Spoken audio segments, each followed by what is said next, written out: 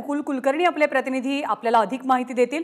मुकुल, 22 हा आकडा खूप मोठा आहे, काय स्थिती आहे सध्या रुग्णालयातली?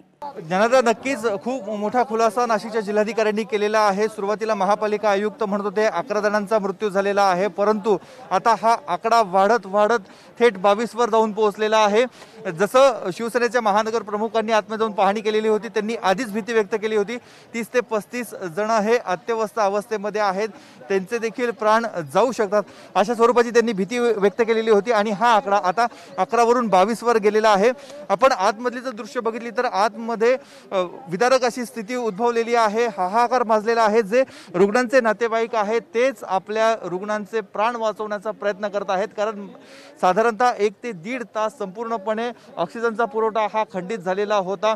महापालिका प्रशासन कितीही सांगत असलं की ऑक्सिजनचा तात्पुरता आम्ही पर्याय व्यवस्था केलेली होती, परंतु जे रुग्णांचे नातेवाईक आहे त्यांचं म्हणणं आहे 1 ते 1.5 तास कुठल्याही स्वरूपाचा ऑक्सिजनचा पुरवठा नव्हता आणि म्हणूनच जे रुग्ण व्हेंटिलेटरवर होते, ज्यांना अधिकाधिक ऑक्सिजनची आवश्यकता होती, त्यांचे प्राण हे दगावलेले आहेत, त्यांचा मृत्यू झालेला आहे। आणि आता आपण दृश्यांमध्ये बघत आहोत की संपूर्ण परिसर हा पोलिसांनी व्यापून टाकलेला आहे। जाकीर हुसेन रुग्णालयाकडे जाणारे सर्व रस्ते पोलिसांनी बंद केलेले आहेत। आतमध्ये देखील पोलीस निरीक्षक असतील, सहाय्यक पोलीस आयुक्त असतील, पोलीस उपायुक्त यांच्यासह पोलीस आयुक्त देखील इथे आलेले आहेत। सर्व वरिष्ठ अधिकारी, रॅपिड ॲक्शन फोर्स आणि इथे तैनात झाल्यामुळे संपूर्ण परिसराला आता छावणीचं स्वरूप प्राप्त झालंय।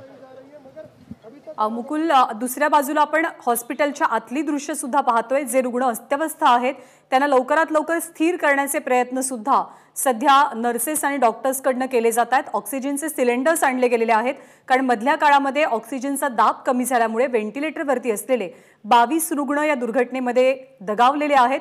मुकुल, रुग्णांच्या नातेवाईकांनी सांगितलं की बऱ्याच जणांचे नातेवाईक हे ठीक होणार होते, त्यांना डिस्चार्ज मिळणार होता।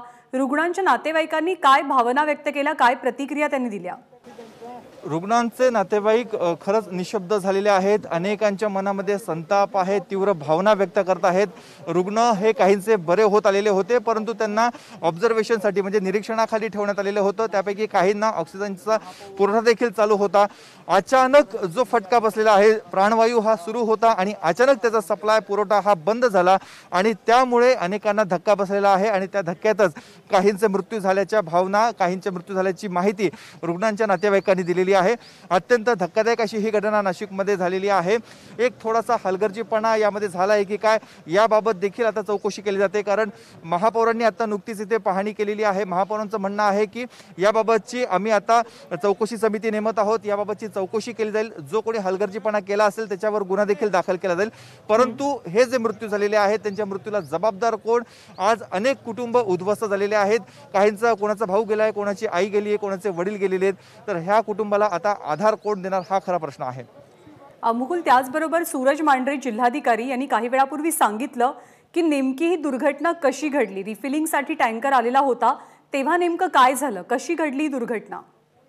जे सुरुवातीला इथे लोक आलेले होते, तांत्रिक लोक आलेले होते, त्यांच्या मते त्यांनी असं सांगितलेलं होतं की ज्यावेळेस टँकर आला त्यावेळेस पाईपमध्ये कुठेतरी खराबी झाली आणि तिथून हा दुर्घटना घडलेली आहे। एबीपी माझा, उघडा डोळे बघा नीट।